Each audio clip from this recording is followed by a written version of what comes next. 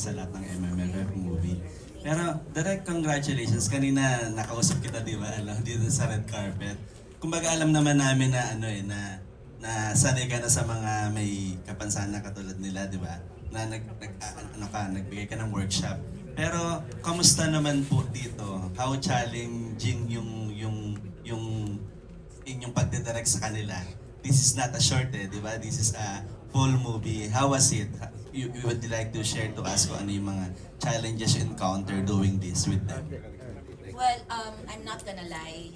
Mahirap po talaga. Mahirap po talaga dahil, gaya po ng sinabi ko, audition pa lang, kailangan kong malaman kung sino yung gaganap para sa mga role na to.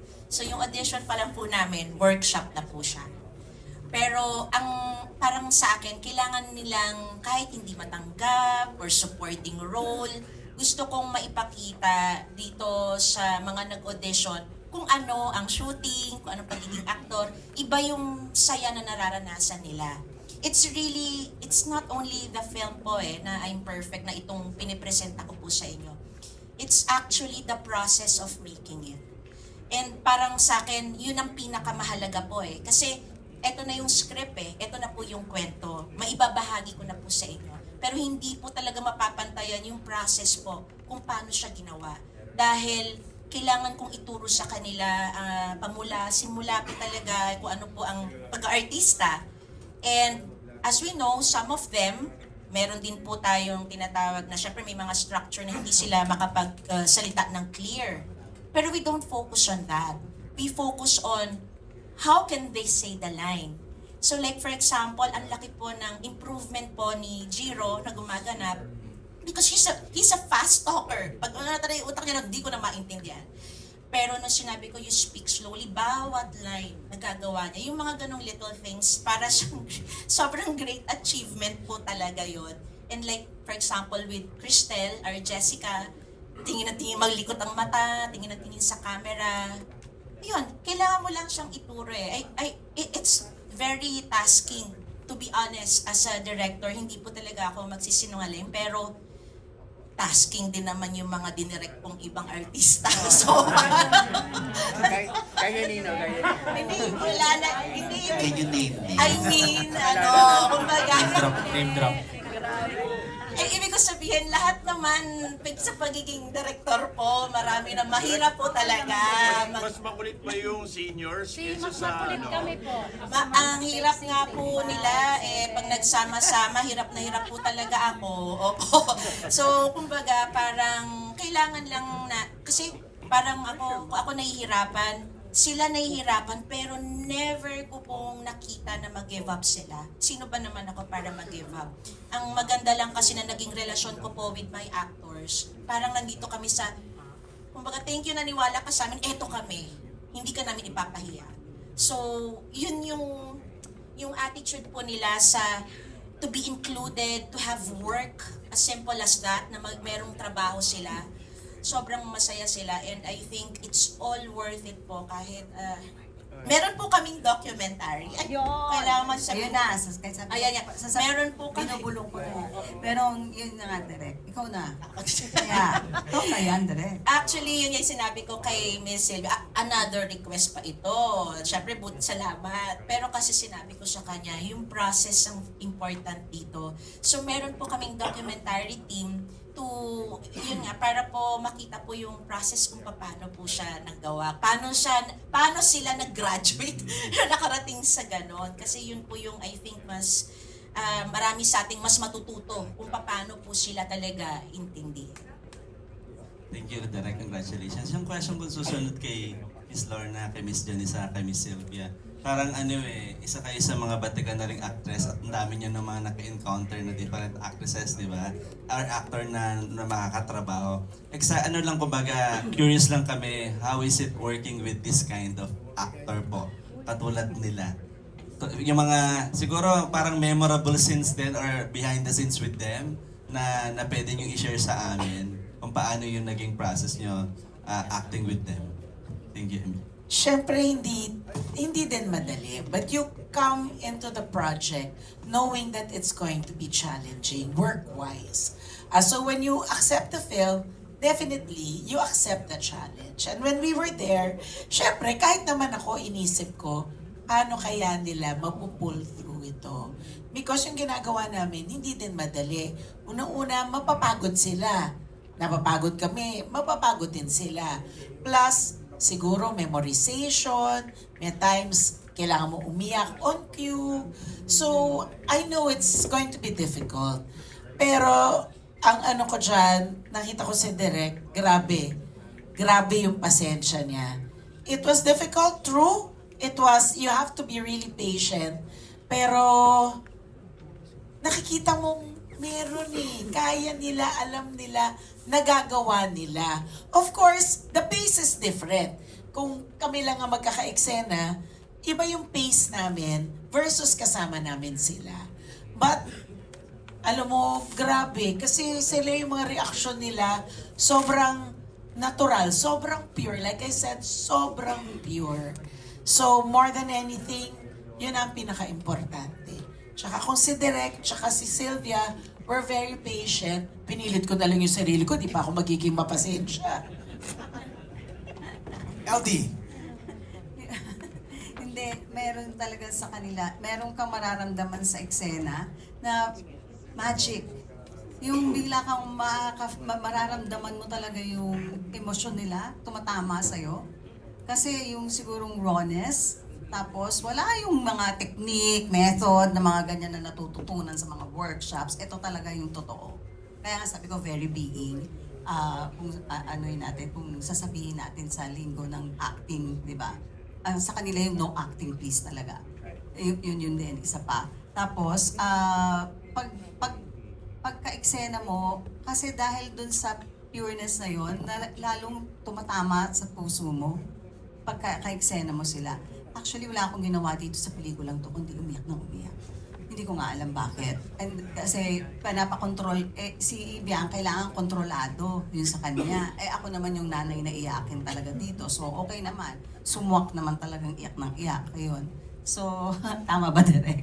Pero wala, ang credit ko talaga para sa lahat ng buong ito ay si Direk. Kasi nakikita ko kay Direk kung paano niya talaga inaalagaan yung mga, sila, yung mga actors na kasama namin, na yung mga young adults. Kami mga senior adults, yan. Namin ko na. Sorry, ano nga question mo, Ana? Yung pag, Parang most memorable. Ano yung sa dami ng mga anecdotes mo with your co-actors, ano yung di mo makalimutan? Yung everyday na paggising nila, pupunta sila sa amin. Like yung sa out of town tayo. Saan kayo nag-shoot? Okay. Gusto ko lang din pong sabihin to, hitting two birds in one stone ako. Ginawa namin tong pelikulang to para maipagmalaki ang mga persons with Down syndrome. At the same time, maipagmalaki ko naman sa inyo ang hometown ko na Nasipit, Agusan del Norte at yung Claveria. So, si Direk, nung una, gusto niya sa Baguio, sabi ko, hindi. Bagong tema, bagong bida, bagong mga artista, bagong grupo, fresh sa mga mata yung mga bata. Bata na naman ako kasi fresh sila sa mga mata ko. So, kailangan pati location, fresh. So, dinala ko sila sa Mindanao. Yun sa hometown ko, sa Nasipit. Tapos, nag-Claveria kami. Yun din ang dapat yung makita sa pelikula. Yun, ang hindi ko makalimutan yung out of town kami, every morning merong pupunta doon sa room ko. Good morning, mamang. Tapos, sisiksik na sa kilik-kilik ko. Alam mo yun, yayakap na. Tapos, how are you, mamang? Everyday na ganun, everyday na shooting na. Alam mo yun, wala silang ginawa kundi mararamdaman mo sa buong set. Love. Love. Talag puro.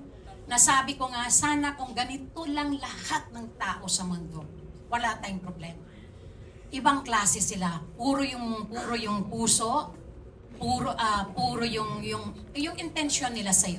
Sasabihan ka pa ng I miss you, tapos pag malungkot ka, patatawanin ka, I love you, maya-maya nakahilig sa'yo. Tapos ang hindi ko makakalimutan yung pag napagod po sila, sumasayaw sila, 4 na kanta, sunod-sunod.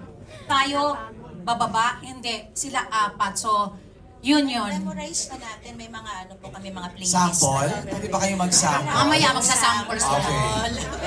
Yes, Kasi sinabi mo direct memorize, biglang parang sabi ko, teka, parang kailangan mag-sample. Yung MJ, Ang alam mo yung ano, yung ang hindi ko makakalimutan dito na everyday nakikita ko yung mga actors with Down syndrome na umaarte. Sabi ko, hindi ako nagkamali.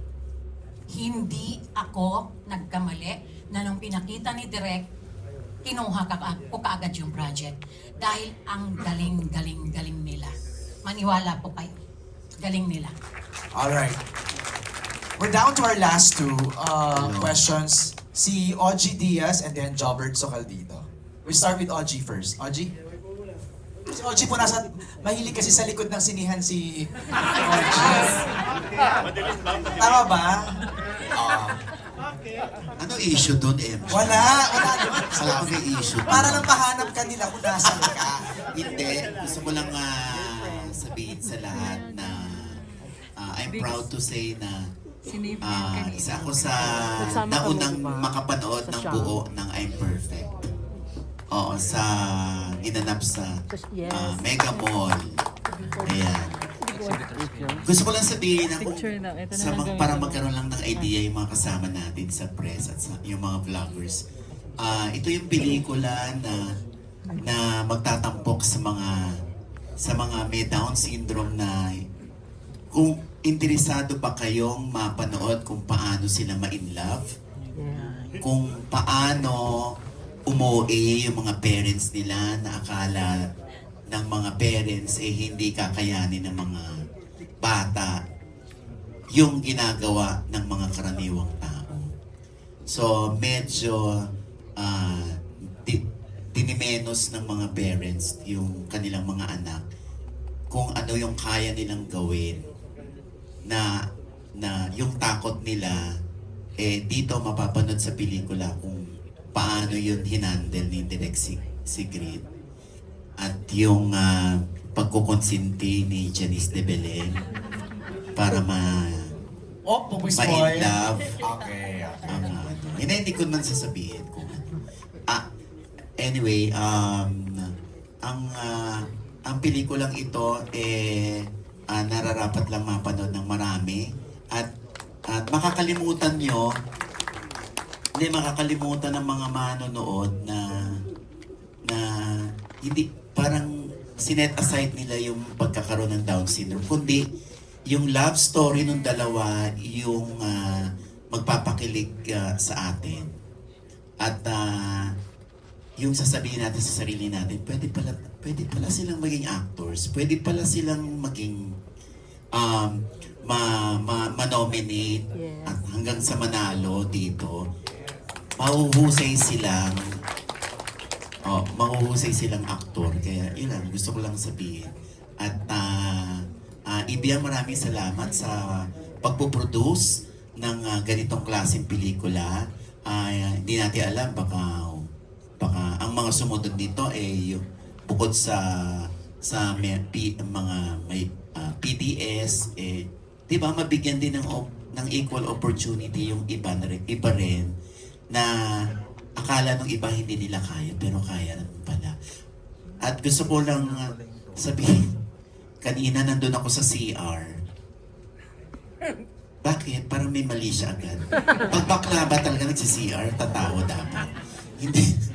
Hindi, na-tense ako kasi andun si Earl, yung batang si Jiro, na lead actor dito. Na-tense ako kasi nahilo yung bata. Buti na lang may sumalo sa kanya. So, bumagsak na siya doon sa arms nung nagbabantay sa kanya. So, itinakbo na siya palabas. So, ibinalita ko kay Ibiyang, nakakaloka si Earl. Si Earl, nahimatay, nahilo. Oo. Sabi ni Ibiyang, walang tension. Ganon talaga sila pag na-e-excite. So, gusto ko itanong, so ganon sila pag na-e-excite? So, maraming beses na bang nangyari? Na sila, sa sobrang excitement nila, na nahihilo ba sila, nahihimatay? Ano yung ano? Yes. Anong ganun? normal po yung hilo sa set. Very, yung aming safety officer talaga naman grabe yung trabaho sa set. Pero kasi, normal po sa kanila dahil kapag matagal ka nakatayo, hindi po ganun ka dapat katagal. So, lagi namin pinapaupo. Pero, nakakaya nila. Basta may inhaler kami, so okay na ulit sila. Parang walang nangyari. So, normal na po sa amin yun with them na lagi pong nahihilo. Parang after, na pag mainit, nahihilo kagad. Pag, hindi lang po excitement eh. O, pag na-overwhelm, or pag sobra yung sayaw namin, nahihilo. So, kasi sobra yung, yung physical. So, we have to understand also yung situation nila physically also. Pero, more than yun ang pinofocus namin, lagi ko sinasabi sa kanila kung kaya nyo ba, kaya nila. So, mas doon kami nagko-concentrate. Even sila din. Kahit nahihilo, alam na nila. Ang nakakatuwa sa kanila, kasi isang barkada sila na doon sa shoot eh. Parang, pag nagdadasal, pag kasama sa prayers, walang mahihilo ngayon ha. Walang mahihilo. Kasi lalo na pag lahat sila may 1 down, 2 down, 3 down. Ganun na po ka-normal yung namin. Pero, ang maganda doon, noong una nakakapanit, sa totoo lang po talaga, di ba? Parang, wow, mayroong bumagsak, yung gano'n. Pero nung tumagal, parang normal lang po sa kanila yon, normal lang na nahihilo sila. Basta nasanay na po rin ng actors, kaming lahat. Relax muna, inhale, exhale, and then game. Okay. Okay, Oj? Si Loy may tatanong. Ako na po yung magpa-follow up. Hindi. Nung narinig ko po yung yung story about I'm perfect, bigla ko na-realize, lagi natin sinasabi na na love knows no age, no gender. Pero nung narinig ko yung love story tungkol po dun sa mga may Down syndrome, bigla ko na-realize na love knows no condition. No? Ang ganda, I'm perfect because love knows no condition. So, bukod po, pag pinanood po ba namin to, bukod sa makikita namin yung pagmamahalan nung dalawang taong may Down syndrome, ano po yung naisip niya na gusto niyong baon namin, paglabas namin, tungkol sa buhay at tungkol sa pag-ibig? Kanina natin yan, Iloy, tatanong. Kay Ma'am Sylvia, at kung sino po sa cast po yung gusto sa baon. Kayo na, Lorna. Kayo na, Lorna Janice. Joey, Don.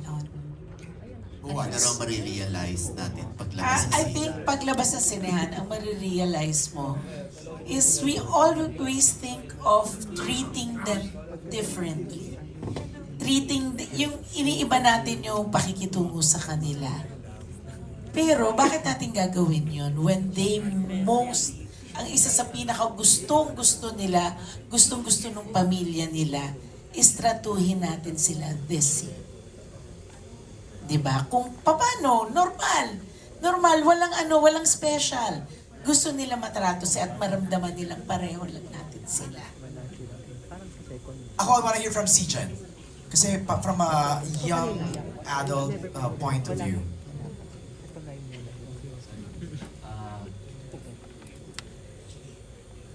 Itong pelikula po kasi na to, parang napaka-eye-opener po niya para sa lahat. Dahil ipapakita ng pelikula na may pamilya na sobrang higpit dun sa anak nila na may Down syndrome. Tapos may isang pamilya na parang gusto niyang hayaan lang yung anak niya na okay, magmahal at ma-experience yung maging normal na tao. Kaya feeling ko ang mababao ng mga tao, maiiba yung perspective nila sa mga person with Down syndrome na hindi natin sila dapat kinukutsa, hindi natin dapat sila pinagtatawanan pag nakita man natin sila sa public na tao din talaga sila na nagmamahal, nagagalit, napapagod. Ang importante yung natutuwa. Mas marami lang talaga tayong mga normal na tao pero mas may bilang din sila. Hindi lang sila basta parang basta special lang sila, may bilang din sila sa mundo. So, para tratuhin din natin sila ng tama at tratuhin din natin sila ng normal po. Salamat. Pero silang lamang sa atin. Pure sila. Yes po. Thank you, Kuya Ogie. Thank you, Mama Loy. Okay, we're down to our last question kasi we're ready na for the second part of our event today. Kuya Jobert. Hello, everybody. We would like to extend our gratitude to you guys, to all the actors, the producers, the production staff for walking this extra mile para mabigyan ng chance ito ating mga beautiful angels na maging part ng isang napakalaking maging part ng isang event ng isang malaking industriya, especially MMFF. And on the contrary, I believe na mas malakas ang box office appeal ng ganitong klaseng pelikula. Diba? Because this is very special. Unlike other films, no offense men sa kanila, no? Lahat yan magaganda, magagaling ng mga artista. But this one is very, very special. Kaya ang mga tao curious, like all of us are curious, how do these kids act? Paano sila gumalaw? At you know, it's not easy for the director and the producer. Sa producer, magastos to. Because you don't have a control of the time. For sa shooting sketch nyo, aabutin ka taga rito ng dekada bago matapos ang pelikula ng matino, di ba? So, ngayon, how do you solve that? Sa umpisa pa lang ba ibiyang at saka direct? Nag-usap na kayo tungkol sa budget nyo rito?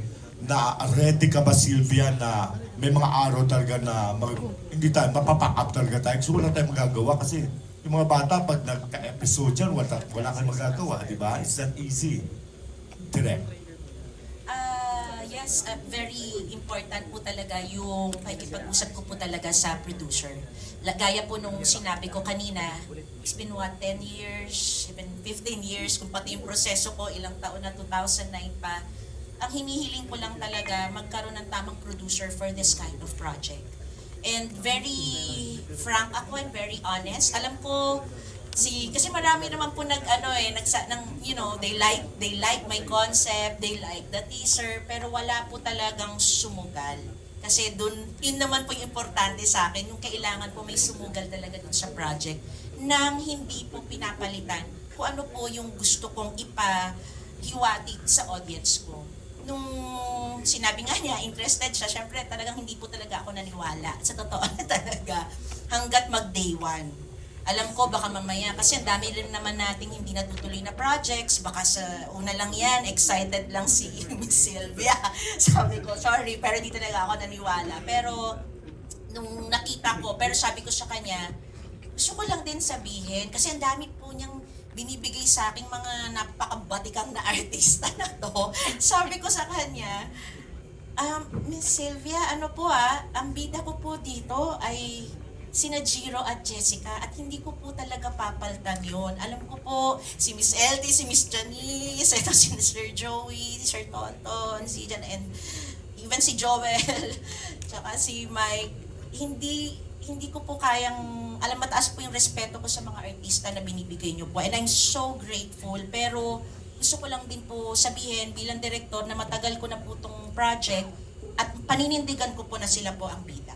Yun po ako. Very honest po ako sa kanya. And ganito pa ang working hours nila. Because meron na akong, nag-immerse na ako with them and I know kung paano. And kailangan may safety officer. Yung mga ganong technicalities, sinabi ko sa kanya. Tapos sabi niya, ano naman? Sabi nila ano naman? Gusto ko si Janice. Gusto ko si ganito. Bakit? Anong problema? Gusto ko Claveria. Actually, kaya po ko sinabing Baguio, luho ko na yon. Gusto ko nga Manila lang kasi alam ko mahal eh.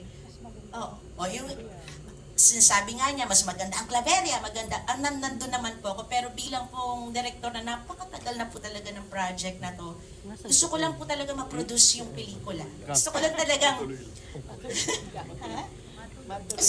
talagang matuloy kasi yun naman po yung goal ko talaga bilang taga-kwento na hindi lang po ako yung matuto kung ano yung tinuro po nila sa akin. Gusto ko rin ma-impart ito sa audience. Kasi sabi ko sa kanya, tipid tayo kasi gusto ko lang po matuloy. Ayoko yung parang una lang tapos hindi matutuloy. Pero, wala siya. Hindi, dapat lakihan natin to. Dapat nakakatuwa lang na hindi rin ako nakapaniwala na sabi, I'm really thankful na sabi ko, eto na pala yung tamang producer pala. Maybe it will take years, ganun pala. Kasi hindi ko pa nami-meet yung tamang producer na makakaintindi sa akin. Medyo sobra-sobra nga lang po siya talaga. Minsan talagang, grabe po yung, ang tawag ko sa kanya, Madam SSS, Sylvia Stress Sanchez. Yun talaga. pero good stress kasi grabe yung plano niya sa pelikula na parang to the point na yes, ang dami niyang plano. Kailangan, ganito, first day pa lang, nandun na siya sa awards night eh. Sabi ko, Madam, pwedeng matapos ko lang tong first day. First day, nahimatay agad si Jessica. Sabi ko, oh my God, ganito ba tayo? Sabi ko, nandun na siya, ganito ang blocking natin sa awards night. Ganito, anong awards night? Ang sobrang advance, ang layo niya. Sabi ko, sobra naman tong producer na to. Nandun na siya eh. Pero it helps also because, sobra siyang confident din naman sa project. And nakaka-touch yun. And I have to give it to her talaga. Kaya dapat siya yung tanungin kung anong tinira niya, bakit? Hindi ko rin alam eh. Sa totoo lang eh. Tinamaan sa puso. Yung sa akin, nung nakita ko tong project na to, nung binigay ko yung tiwala ko sa project na to, nung sinabi niya na ang mga bida ko ay mga persons with Down syndrome, binigay ko ng buong buo sa mga persons with Down syndrome yung puso ko, yung tiwala ko. From day one, hindi ako nag-alangan. Kasi alam niyo kung bakit? Meron akong nakakausap. Lumaki ako na ang best friend ko is with Down syndrome. Meron akong pamangkin with cerebral palsy. So nakakausap ko sila ng parang tayo. Okay? Naluloko ko pa nga. Nauutok pa nga ako. So alam ko kaya. And para alam niyo lang, yung mga anak ko hanggang ngayon nandun sa Mindanao, meron kaming alaga doon, si Choy Choy. Na-meet nyo naman, di ba? Si Choy Choy. Isa din siyang with Down syndrome. So na-meet nila yon. Sabi ko, eto yung reason. Na-meet nila, nakita nila kung bakit ganun ako katiwala. Then,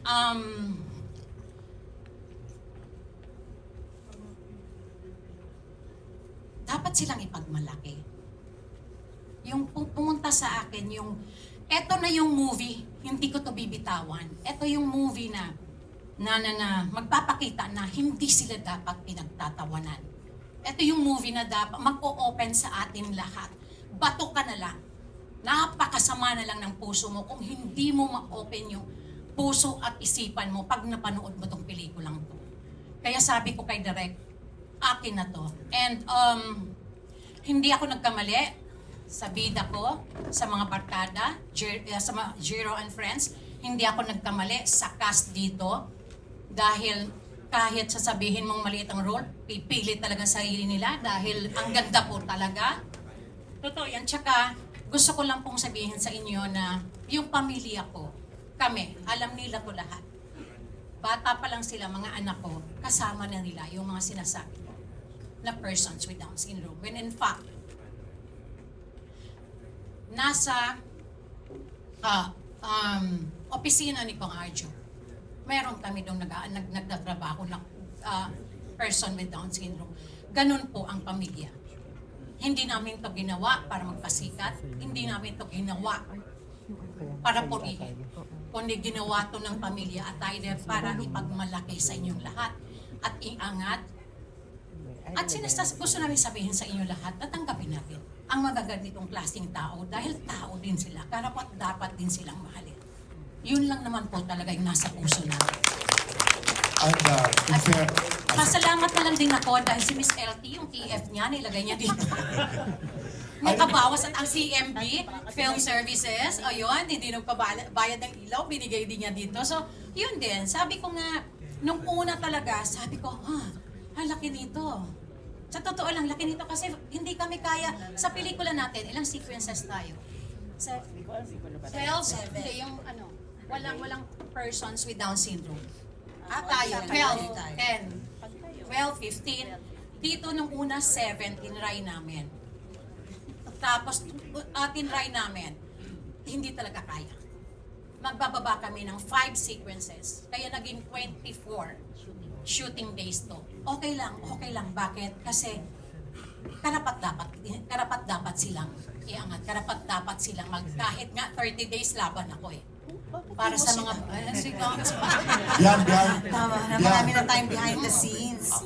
May Okay, mga- docu natin. Ay, sorry po. LT, during the shooting, the entire shooting days nyo, may mga naka-standby kayo medical team, Yes, psychologists, kompleto kayo doon. When in fact, Disapi and si Miss Kate andito, yung guidance nila. Lahat. 3 organizations from day 1, nandito na sa amin. Sinigurado namin na hindi ito namin ginawa para lang masabing nagawa namin, kundi ginawa namin to ni Direk at ng mga actors dito ng tama. Yun. Well guided, okay? And we can't imagine this film, no, without this cast. Actually, perfect yung cast nyo. Hindi sa ano pa man. I can't imagine na isa dyan wala. Parang tamang-tama, no? Talagang inadya para sa perfect. Perfect cast. Perfect cast. Ang dami kong realization dito. Nung sabi ni Direk 2014, 2024, tapos 10 years na yon, ba't napunta sa akin? Nung una, bakit napunta sa akin? Biglang, ginawa namin October hanggang December, audition. January hanggang May, audition.